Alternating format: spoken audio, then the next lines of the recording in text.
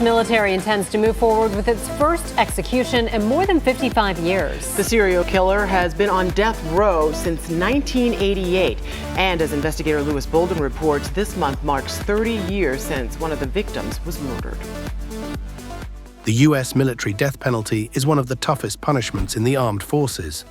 Since 1916, more than 130 service members have been executed under military law. My role in execution is one of end of life. Instead of a carcinoma, that individual is dying of a court order. These weren't just minor crimes. They were so brutal that they stunned the nation. Many of those on military death row were once soldiers themselves. These were men trained to protect their country, but they committed acts so terrible that they lost that right. Now they face the ultimate punishment. This is a closer look at the crimes that led the military to deliver its harshest sentence. Today we examine the case of Timothy B. Hennis. In 1985, Army Sergeant Tim Hennis was sentenced to death for the murders of a mother and her two small children. But after his conviction, evidence emerged that caused many to question his guilt. A story that challenges what we think about justice, duty, and betrayal. The shocking case of Timothy B. Hennis. In May 1985, just before Mother's Day, a quiet military town in Fayetteville, North Carolina, was shattered by an unthinkable crime. Captain Gary Eastburn, a U.S. Air Force officer, was away for training, leaving his wife, Catherine, to care for their three young daughters, 5-year-old Cara, 3-year-old Erin, and 22-month-old Jana. The family was preparing to move to England, and as part of their plans, they placed a newspaper ad to find a new home for their dog, Dixie. That ad would lead to tragedy. Army Sergeant Timothy B. Hennis, then 27 and stationed at nearby Fort Bragg, responded to the ad. On May 7th, he visited the Eastburn home to pick up Dixie. Catherine handed over the dog, thinking nothing of it. But just 4 days later, on May 11th, something was terribly wrong. Captain Eastburn couldn't reach his family by phone. Neighbors noticed newspapers piling up and heard a baby crying inside the eerily silent house. When police entered the home the next day, they found a scene of horror. Catherine had been raped and brutally stabbed. In separate bedrooms, little Cara and Erin lay dead, also stabbed multiple times. Only baby Jana survived, left dehydrated but alive in her crib. Investigators found signs that someone had tried to clean up the scene, possibly to hide evidence, but they also recovered fingerprints and hairs, clues that pointed to one man. Neighbors remembered seeing a tall man in a members-only style jacket leaving the house that night, carrying a trash bag. That description, along with the dog adoption, quickly led police to Hennis. He was arrested, and in 1986, he stood trial for the murders. Prosecutors relied on circumstantial evidence and witness testimony, and the jury found him guilty. He was sentenced to death and sent to North Carolina's death row. But the case was far from over. In 1989, the North Carolina Supreme Court overturned Hennis's conviction, ruling that errors in the trial had unfairly influenced the jury. At his retrial, the defense argued there was no solid physical evidence linking him to the crime. This time, Hennis was acquitted. He walked free, rejoined the army, and even earned a promotion to staff sergeant before retiring honorably in 2004. For years, it seemed justice had failed the Eastburn family. Then, in the mid-2000s, new DNA technology changed everything. Evidence from Catherine's body was finally tested, and it matched Hennis. Normally, double jeopardy laws would prevent a retrial, but because Hennis had been in the military, prosecutors had one last option. Under military law, retired service members can still face court-martial. In 2010, 25 years after the murders, Hennis was recalled to active duty, only to stand trial one final time. This time, the DNA evidence was undeniable. A military jury found him guilty of 3 counts of premeditated murder and sentenced him to death. Today, Hennis remains on military death row at Fort Leavenworth, Kansas, one of the few men in the U.S. to be condemned under military justice. His case is unlike any other, tried 3 times, convicted twice, and ultimately sentenced by the very institution he once served. For the Eastburn family, it was a long-delayed justice. For Hennis, it was a fall from soldier to condemned killer.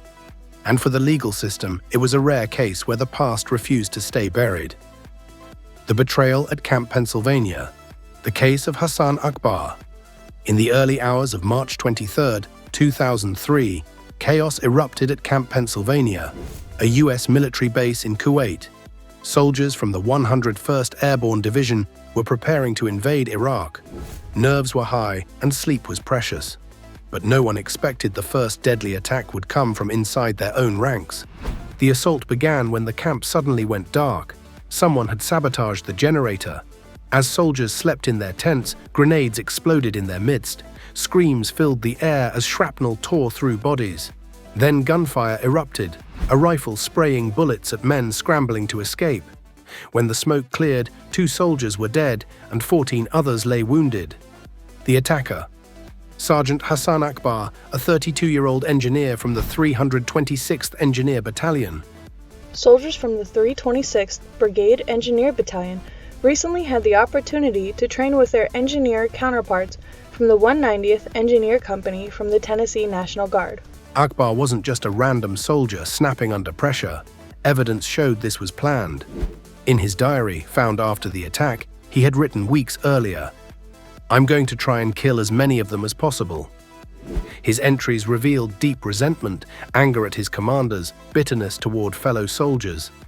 Some described him as paranoid, others as a loner who felt targeted. But no one imagined he would turn his rage into murder. The victims, Army Captain Christopher Seifert, 27, and Air Force Major Gregory Stone, 40, were killed in their sleep. Survivors described scenes of horror, tents engulfed in flames, men bleeding, confusion as they realized the attacker was one of their own. Akbar didn't try to hide. He was tackled by fellow soldiers, disarmed, and arrested on the spot. At his 2005 court-martial, prosecutors called it treason. They proved Akbar had cut the power, carried grenades into the tents, and fired on fleeing men. His diary sealed his fate, page after page of hatred and premeditation. The defense argued he was mentally ill, pushed to the edge by stress and paranoia. But the jury didn't buy it. On April 21, 2005, Hassan Akbar was convicted of 2 counts of premeditated murder and 17 counts of attempted murder. The sentence? Death by lethal injection, making him the first U.S. soldier since the Vietnam War to be sentenced to death for killing his own comrades in wartime. Since then, Akbar has sat on military death row at Fort Leavenworth, Kansas. Appeals have dragged on for years, but courts have upheld his sentence, yet his execution remains uncertain. No president has approved a military execution since 1961. The monster of Fort Bragg, Ronald Gray's reign of terror. In the mid-1980s, Fort Bragg, North Carolina, home to the elite 80th 2nd Airborne Division, became the hunting ground for one of the military's most notorious serial killers. His name was Ronald Adrian Gray, an army cook whose crimes were so brutal they shocked both the military and the nation. Gray's killing spree began in April 1986 with the murder of Linda Jean Coates, a 23-year-old college student. At first, her death seemed like an isolated tragedy, but over the next 9 months, more bodies were found, all young women, all savagely attacked.